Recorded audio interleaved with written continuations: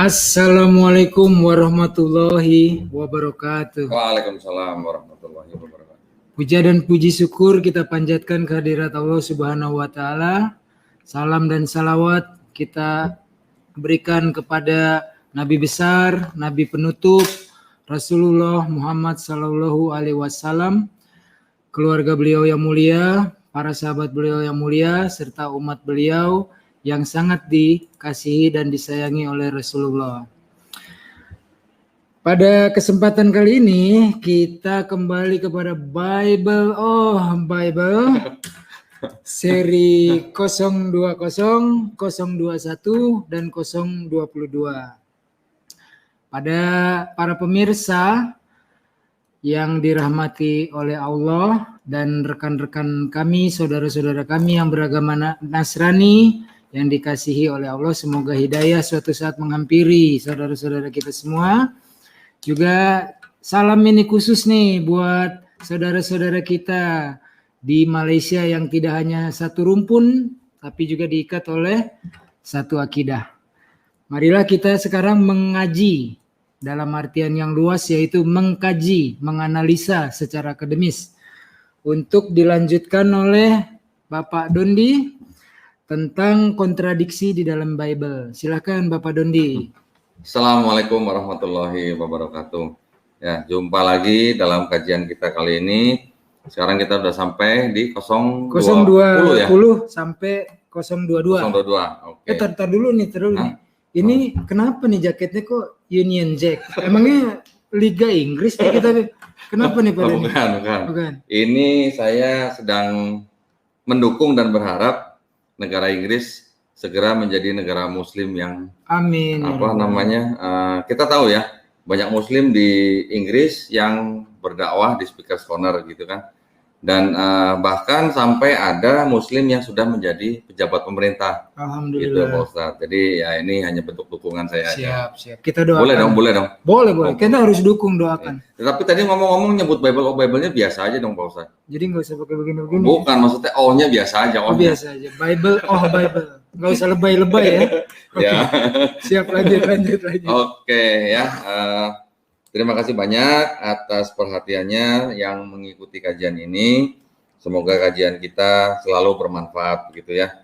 Nah, tidak lupa kami juga ingin mengucapkan terima kasih kepada Gerah Mualaf Channel yang sudah memfasilitasi sehingga kajian kami ini bisa siarkan langsung di 22 channel, Ustadz ya. Bahkan termasuk channel yang ada di Malaysia. Ya, mudah-mudahan kajian kita ini bisa lebih luas begitu ya tersebarnya. Siap. Oke, dan sebagai pembuka daripada kajian kita kali ini, tidak lupa saya ingin menghimbau dan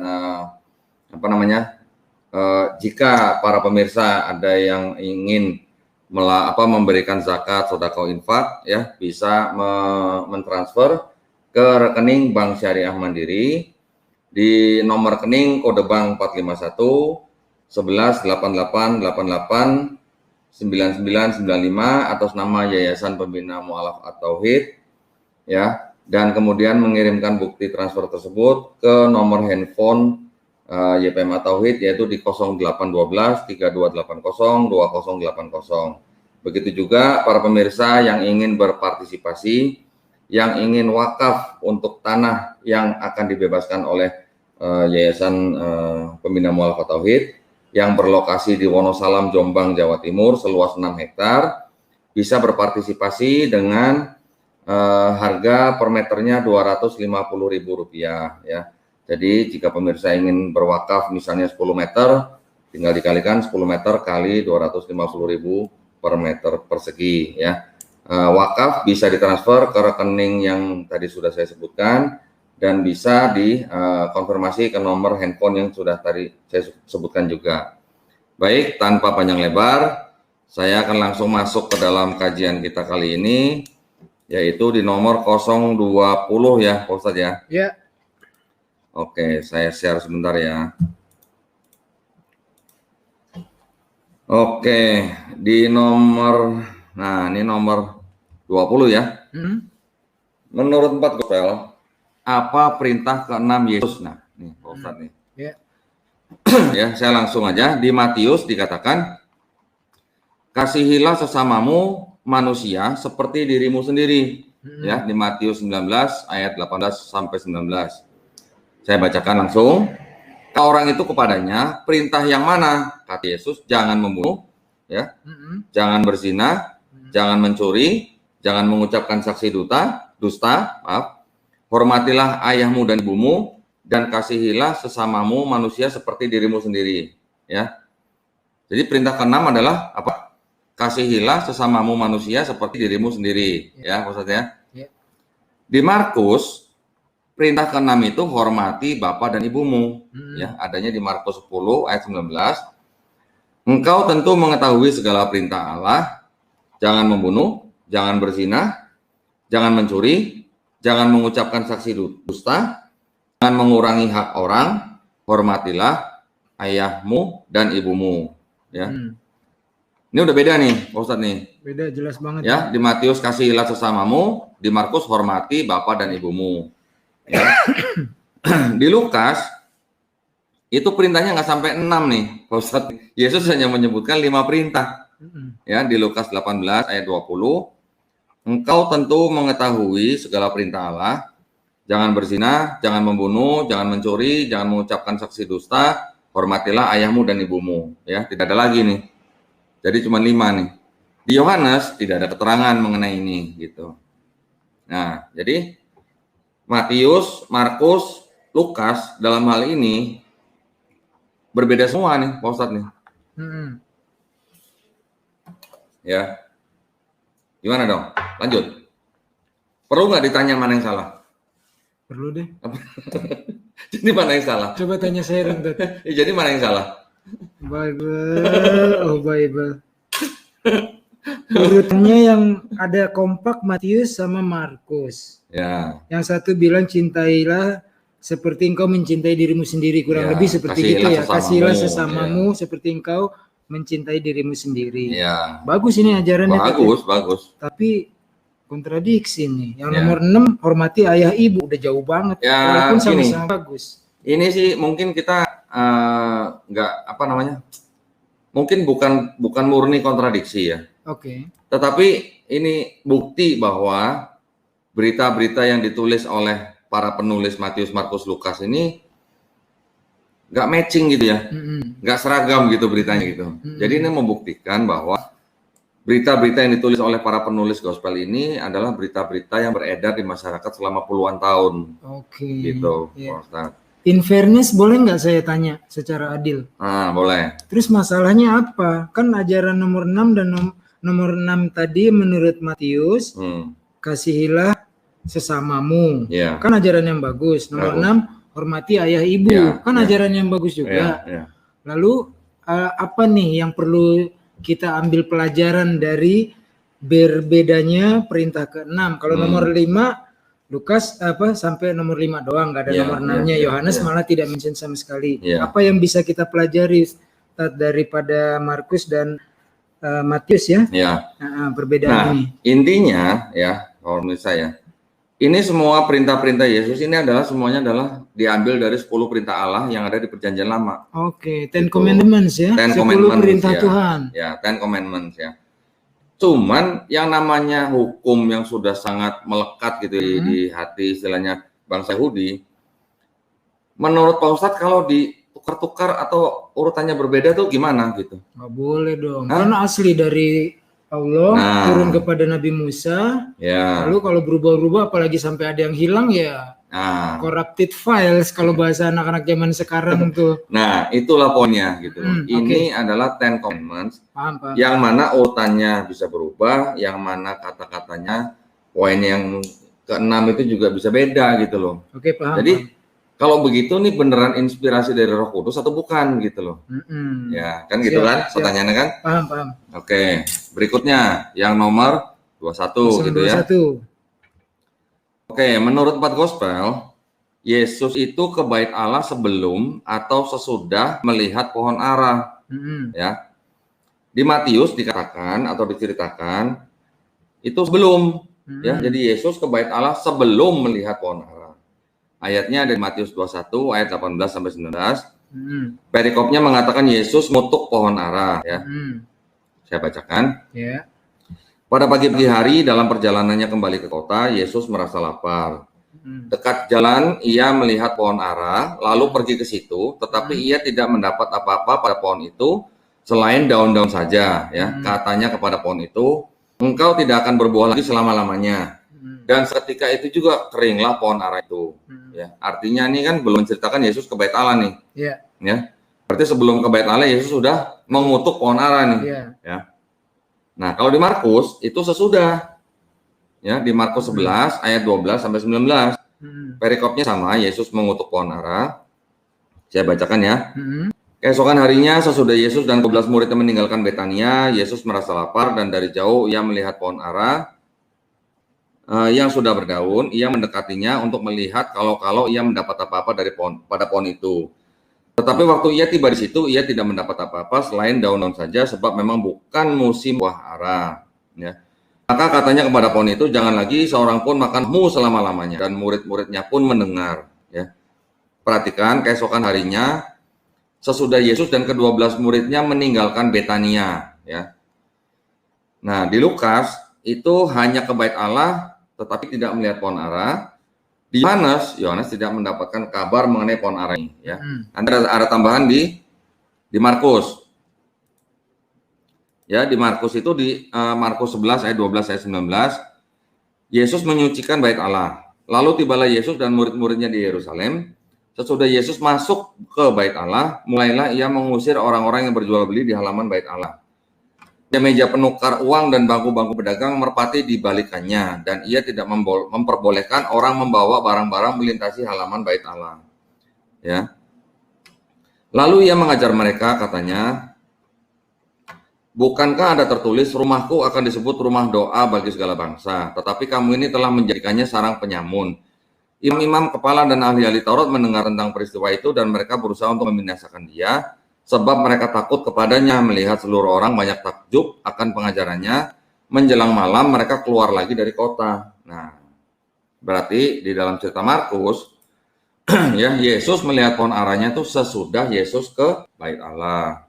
Sedangkan Matius sebelum ke bait Allah, ya. Nanti mungkin para pemirsa bisa perhatikan juga di ayat-ayat sebelum dan sesudah ayat-ayat yang sudah saya berikan di dalam presentasi saya, gitu ya. Nah, bagaimana nih, Ustadz nih? Jangan tanya deh, ntar saya begini nih, nyerah mana yang salah. Oke. Tapi boleh nggak saya tanya sedikit, Pak Dondi? Artinya kontradiksinya ini kelihatan. Matius, Markus sebelum dan sesudah ke bait Allah, lalu mengutuk pohon ara. Kemudian di Lukas ke bait Allah tanpa melihat pohon ara. Yohanes tidak menyebutkan. Pohon ara ini benar nggak kalau disebut juga buah fig ya? Betul. Kalau dalam bahasa Indonesianya itu fig. Kan ada. Sorry. Buah fig itu kalau nggak salah yang saya tahu tuh buah tin. Buah tin. Ya, tin kan bahasa Indonesia yang diserap dari bahasa Arab. Makanya ada surat tin kan. Betul. Watini wa zaitun. Betul. Udah pernah makan belum? Enak. Dulunya saya bingung pertama kayak apa nih. Enak pertama kali makan tuh, Masya Allah ini ada di Al-Quran baru. Betul. Umur. Udah pernah makan ya? Udah enak. Oke. Terus pertanyaan saya, ini Yesus mengutuk pohon ara. Ya. Tapi yang kedua, ini kan aneh nih, kalau seumpama kita ambil sakleknya, harafiahnya, bukan musimnya, tapi nyari buah ara. Analoginya saya deh, misalnya tidak sedang musim dukuni sekarang, atau musim durian misalnya, belum musim, lalu saya cari kemana-mana, ya kan nggak bakalan ketemu, ya kan? Setelah nggak ketemu, bukan musimnya, lalu pohon itu dikutuk, kan berarti digambarkannya ini banget, sadis banget, orang bukan musimnya, ya jelas aja nggak ada buahnya. Pertanyaan saya, apakah pohon ara ini personifikasi dari hal lain atau memang benar-benar secara harfiah pohon sebagai pohon? Nah, kalau yang saya tahu itu adalah literal. Harfiah memang ya? Pohon ya. Oke, jadi bukan menggambarkan orang yang tidak disukai Yesus gitu, bukan. Tapi saya nggak percaya nih. Itu memang literal. Tapi kan logikanya gini ya. Yesus bisa merubah air menjadi anggur. Oh iya, itu Ya. lagi ya. Apalagi bisa membangkitkan orang Iya. mati kan? Terus pernah saya dengar katanya kan memberikan makan Ya, memberi 5.000 orang. 5.000 orang. Ini cuma buat pohon ara berbuah, masa nggak bisa gitu? Iya kan. Kenapa sampai mengutuk juga? Ya Udah kan? gitu salahnya apa gitu dikutukin? Siap. Mohon Ya. maaf nih jadi tahan itu. Silakan lanjut. Ya, tapi nggak apa-apa. Itu memang logika-logika yang timbul dari suatu cerita yang ya memang apa ya dibilang lucu gitu ya. Iya. Kita orang Islam diajarin untuk kritis, Ya, harus ditanyakan, ya. nggak hanya sekedar imani saja, tapi Ya. kan kita harus juga tes secara akal. Ya. Nah, kurang lebihnya begitu. Memang mungkin di dalam teologisnya saudara-saudara kita yang Kristen itu bisa mungkin mereka bisa memberikan gambaran itu apa gitulah ya. Mungkin analogi apa atau perumpamaan apa gitu, tapi yang saya baca semuanya itu literal. Literal ya. Itu pohon ara itu literal. Siap. Mungkin ada teman saya nggak tahu lah ya. Cuman saya rasa juga belum pernah saya dengar penafsiran itu gitu loh, Ustaz. Enggak, misalnya dia benci sama katakanlah para imam-imam di bait Allah yang telah begini begitu, atau orang munafik atau orang apa, sehingga dipersonifikasikan ke pohon ara enggak, Tat? Tapi ditulis ini Yesus merasa lapar. Oh iya ya. Hah? Kalau nggak ada tulisan lapar boleh lah ya. Ini ada kata laparnya loh. Iya. Jadi Kalau lapar berarti pohon itu literal dong. Iya nggak? iya, Yesus dalam cerita ini sedang lapar ya. Iya, ia merasa lapar.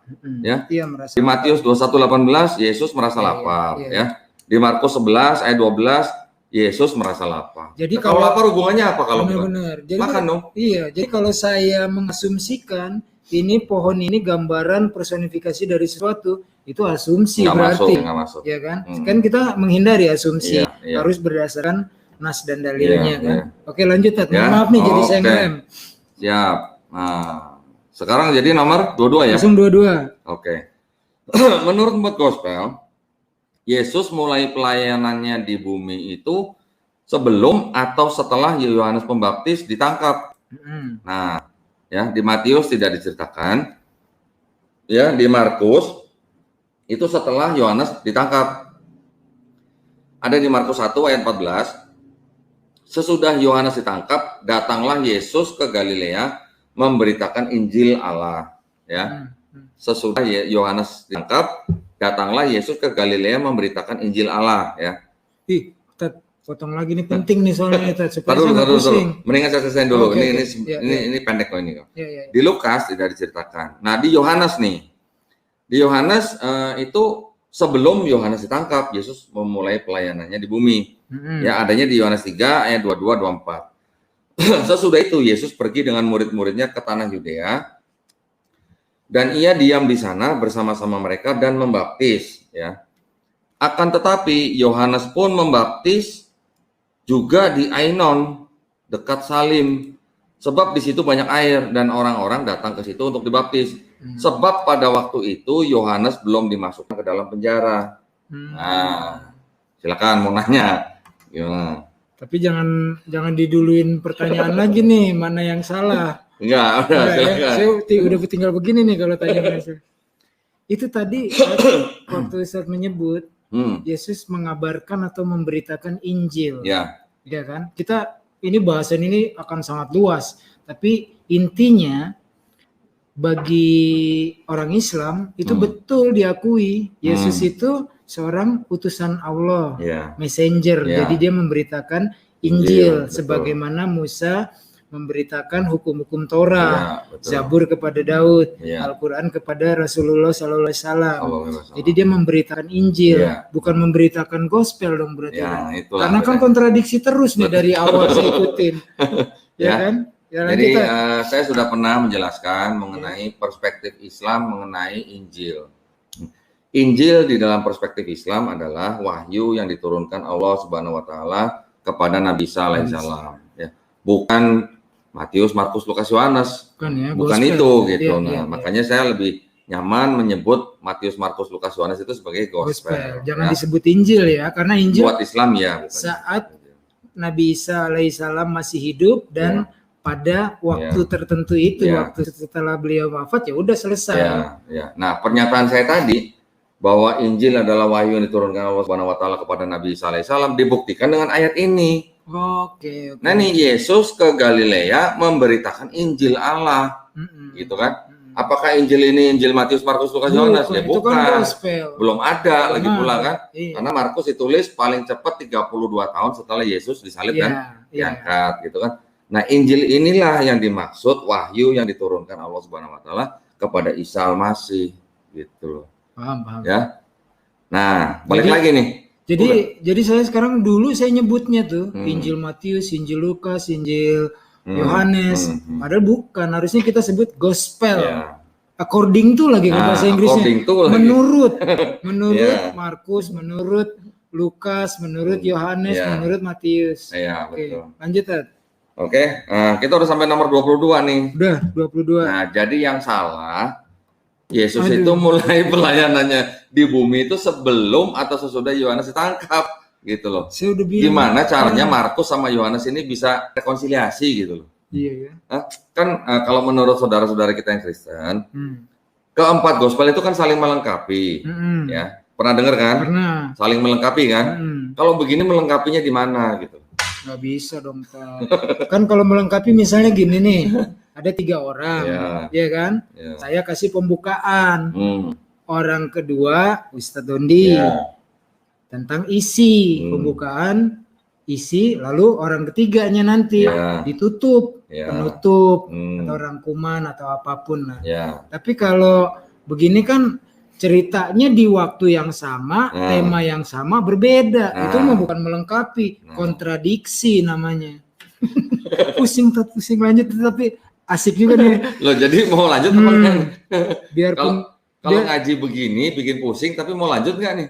Justru ini kita kan maunya bersifat akademis, ya kan? Kita mencari hal-hal yang kenapa ini kok bisa terjadi kontradiksi gitu.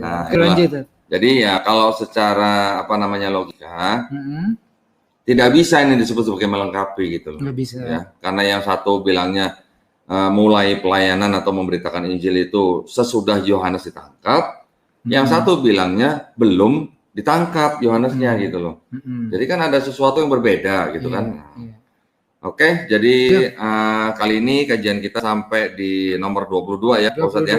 Iya. Nah, ini kira-kira masih berseri lagi nih, walaupun pusing-pusing tapi enak juga, asik dengerinnya.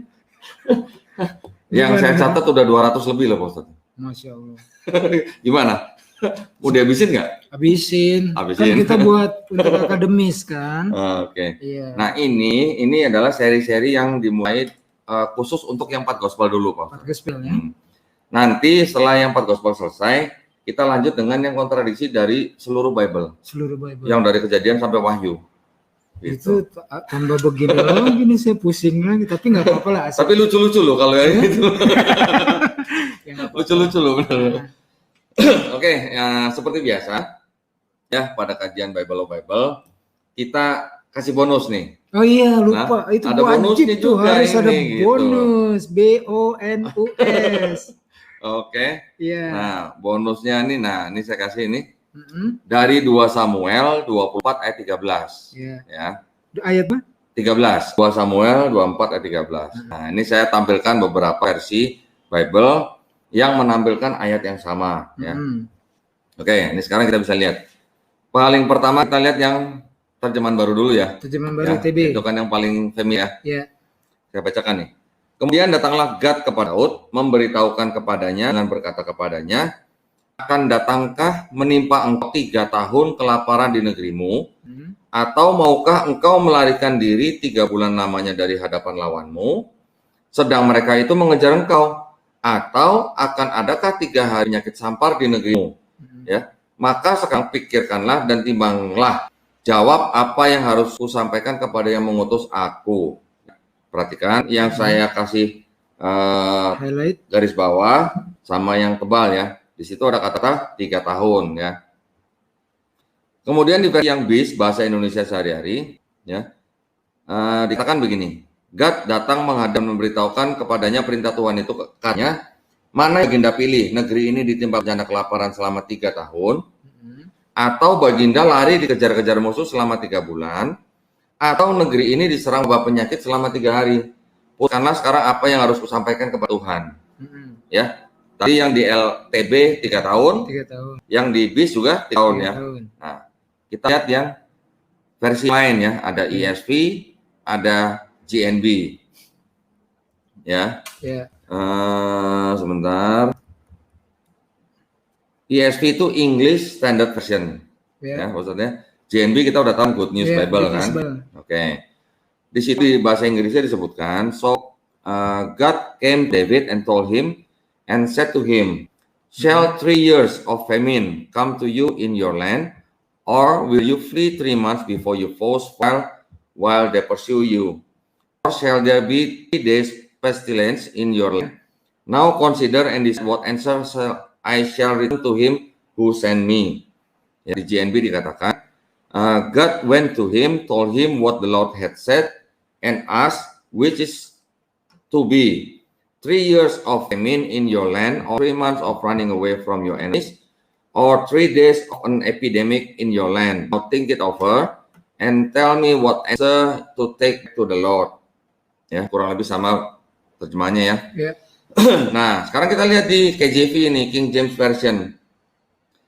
So God came to David and told him and said unto him, shall 7 years. 7 years ya. Nah, of famine come unto thee in thy land, or will thou flee 3 months before thine enemies while they pursue thee, or that there will be 3 days pestilence in thy land. Now advise and see what answer I shall return to him that sent me. Ya. Nah, ini ada 7 years, ada 3 years atau 3 tahun. Nah, 7 tahun lawan 3 tahun. Mulai deh mana yang salah. Nah, habis kalau saya nggak nanya mana salah gimana dong Pak Ustadz? Nanyanya apa? Oh begitu. Iya juga. Ya? Benar.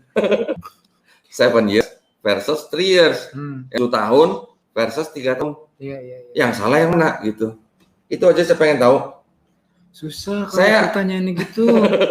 Kalau saya bilang yang salah TB pasti ngamuk lah terjemahan baru, atau saya salahkan BIS bahasa Indonesia sehari-hari, mereka marah. Bukan. Mereka merasa benar semua dong. AI mungkin tidak salah. Mungkin. Iya. Karena dia menerjemahkan naskah atau manuskrip yang berbeda dengan yang terjemahkan oleh KJV. Kuncinya di situ, ingat. Itu. Di pengajian terdahulu kan ada 2 masalah. Pertama masalah terjemahan. Yang kedua masalah version. Terjemahan seperti kita kajian sebelumnya kan Yesus berbahasa Aramaik. Tetapi gospel ditulis dalam bahasa Yunani. 32 tahun sesudah Yesus wafat. Gimana tadi? Untuk terjemahan nih, permasalahan di dalam terjemahan. Ketika Yesus alaihissalam hidup, kan berbahasanya Aramaik, betul? Lalu nanti dibuat gospel dalam bahasa Yunani. 32 tahun sesudah Yesus wafat. Ini kan ada permasalahan nih dengan terjemahan. Setelah terjemahan bermasalah dibarengi lagi dengan versi. Oh, itu jauh setelahnya itu. Versi itu setelahnya itu baru ada di abad ke 16-17 baru ada versi itu. Iya betul, tapi secara garis besar kan ada 2 permasalahan utama. Yang pertama masalah terjemahan, kemudian belakangan ini banyaknya versi-versi, TB, KJV dan sebagainya. Sementara dari kajian sebelumnya kan kita udah mendapat kesimpulan bahwa versi yang bermacam-macam berkontradiksi karena diterang oleh Pak Dondi kan karena mereka mengambil 2 sumber yang berbeda. Jadi kalau ini bilangnya A misalnya, sumber lain bilang B. Jadi begitu disandingkan berbedalah antara KJV dengan terjemahan baru misalnya karena mereka 2 sumber yang berbeda. Begitu ya Pak Ustadz. 2 sumber yang berbeda itu asalnya adalah dari yang satu berbahasa Ibrani, yaitu yang disebut dengan Masoret, ya. Yang satu lagi berbahasa Yunani yang disebut dengan Septuaginta. Ya. Cuman kalau dilihat dari sisi umur itu lebih tua, jauh lebih tua yang Septuaginta. Ya. Septuaginta itu adalah penerjemahan dari Tanakh, ya. Tanakh itu adalah kitabnya bangsa Yahudi yang diterjemahkan oleh Raja Ptolemy di Alexandria, Mesir pada abad 3 sebelum Masehi. Mm-mm. Ya. Cuman kalau menurut kalangan Yahudi sendiri, bahwa yang diterjemahkan itu hanya Pentateuch. Pentateuch itu adalah 5 buku yang dipercaya ditulis oleh Musa, ya. Kejadian, Keluaran, Imamat, Bilangan, dan Ulangan. Yeah. Di luar daripada itu, yang masuk di dalam Septuaginta itu dipercaya ada hasil karya dari kalangan Kristen. Oke. Gitu. Oke. Ya, kalau nggak salah, Septuaginta dalam bentuk yang sekarang itu adalah hasil koreksi dari Helisius, Origen, dan siapa ya? Satu lagi ya, sebentar ya. Saya lupa namanya. Saya ngingetin namanya tuh susah gitu. Helisius ini scholar of theology apa raja apa gimana, Tad? Ini yang apa namanya?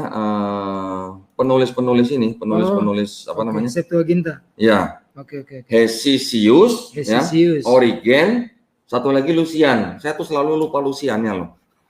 Iya. Iya. Hesisius. Ya. Siapa lagi? Origen dan Lucian. Ini mungkin adalah semacam penulis-penulis di abad pertama kedua kalau nggak salah ya.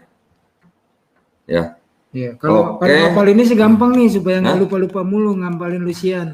Lucian ya. Yeah. Saya malah yang lupa Luciannya mulu. Kan Hesisius, Origen, Lucian. Kan ada tuh anak-anak muda kalau bilang kesian deh lu gitu kan. Lucian, lu kesian gitu tuh. Gitu ya. Iya, buat ngapalin aja ini. Oke, lanjut. Ya. Jadi makanya itu, karena di Septuaginta itu penerjemahan yang di luar daripada Pentateuch itu yang mengerjakan adalah kalangan Kristen, makanya mungkin terdapat perbedaan-perbedaan penerjemahan gitu ya. Yang Masoret itu diketemukan atau dibuat kira-kira di abad 6, 7, 8 sampai 10 lah. Yang paling awal tuh di abad ke-6 atau ke-7 saya lupa ya. Masehi ya. Tetapi yang paling lengkap itu adanya di tahun 1008 Masehi. 1008. Ya. Nah, di luar daripada dua manuskrip itu, kan ada lagi yang ditemukan dengan Dead Sea Scroll. Dead Sea Scroll. Ya. Dead Sea Scroll itu ditemukan di Gua Qumran di Mesir ya. Saya nggak begitu paham kalau soal sejarah, Tad. Ya. Nah, itu Dead Sea Scroll itu adalah dipercaya tulisan-tulisan atau apa namanya yang paling awal itu yang sebelum Septuaginta dikerjakan gitu loh. Iya. Ini jadi dijadikan rujukan juga. Ya, dijadikan rujukan juga. Tapi kalau Dead Sea itu kan kalau di bahasa Indonesia laut mati, scroll itu manuskrip ya, model-model seperti manuskrip gitu ya. Sebentar ya, saya takut salah ya. Coba kita cek ya Dead Sea Scroll ya. Itu diketemukan di mana ya? Pokoknya saya tahu Gua Qumran aja. Gua Qumran ya? Iya. Sorry, itu bukan di Mesir. Ya, saya koreksi ya. Itu perbatasan Jordan ya, Jordan dan Israel itu. Ya. Oh iya, waktu itu saya pernah ngelihat fotonya tuh. Orang sambil baca koran, kan karena nilai garamnya tinggi, orang bisa mengapung di situ. Iya. Iya, karena itu masih wilayah yang berbatasan itu. Israel dengan Yordan. Sebentar. Itu kan laut mati ya? Laut mati ya. Saya takut salah nih. Saya buka sebentar aja nih ya supaya nggak salah ya. Iya. Diketemukan kira-kira tahun 1947 katanya. 1947. Oke. Bahkan ada website khusus untuk melihat naskah-naskah asli daripada Dead Sea Scroll itu. Oke. Ya. Laut mati itu kan adanya di ini kan ya. Iya, waktu di Timur Tengah ya. Perbatasannya dengan ini Israel Yordan ya. Tapi ada wilayah yang dikuasai oleh Israel juga.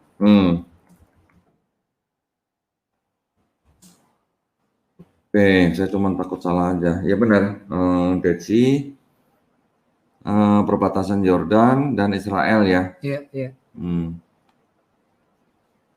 Oke, jadi benar ya. Baik, kalau begitu sampai di sini kajian kita kali ini ya. Dari 020 sampai 022 dengan bonus yang sudah tadi kita tampilkan. Ada. Ya. Mengenai perbedaan terjemahan di bukan terjemahan version. Enggak, ini terjemahan, perbedaan terjemahan ya. Oke. Di 2 Samuel 24 ayat 13 ya. Oh, iya, Tadi iya. yang 7 tahun Ya, lawan 3 sama tahun. 3 tahun, iya. Yang salah yang mana? Aduh. Bible. Pusing. Oke ya.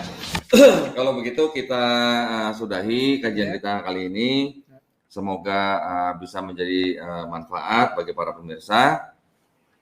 Ya, jika pemirsa menyukai kajian kita, silakan like, share, dan subscribe ya.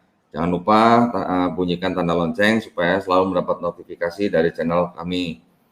Ya, sebelum saya tutup kajian kita, saya juga ingin mengingatkan kembali para pemirsa yang ingin menyisihkan rezekinya ya untuk zakat, sedekah, infak dengan mentransfer ke rekening Bank Syariah Mandiri dengan nomor kode bank 451 1188 88 9995 atas nama Yayasan Pembina Mu'alaf at-Tauhid ya. Dan juga bagi para pemirsa yang ingin wakaf, ingin berpartisipasi untuk wakaf ya, Pak Ustadz kita dari Geraha Mu'alaf atau Yayasan Pembina Mu'alaf at-Tauhid itu sedang membebaskan tanah seluas 6 hektar di daerah Wonosalam, Jombang, Jawa Timur ya, di mana di tanah itu nanti akan dibangun pondok pesantren dan juga pusat pendidikan bagi para mu'alaf. Nah, jadi nanti para mu'alaf akan diberikan bekal yaitu keterampilan kerja dan ilmu ya, sehingga pada saatnya mereka nanti kembali ke masyarakat bisa menjadi anggota masyarakat yang mandiri begitu ya. Jangan lupa ya, jika pemirsa ingin berpartisipasi dalam wakaf ini bisa mentransfer ke nomor rekening yang sudah tadi saya sebutkan dan mengirimkan bukti transfer ke nomor handphone Yayasan Pembina Mu'alaf at-Tauhid di nomor 0812 3280 2080. Demikian yang bisa saya sampaikan, Pak Ustadz. Terima kasih banyak atas perhatiannya. Mohon maaf atas segala kekurangannya. Saya kembalikan ke Pak Ustadz Unggul sekarang.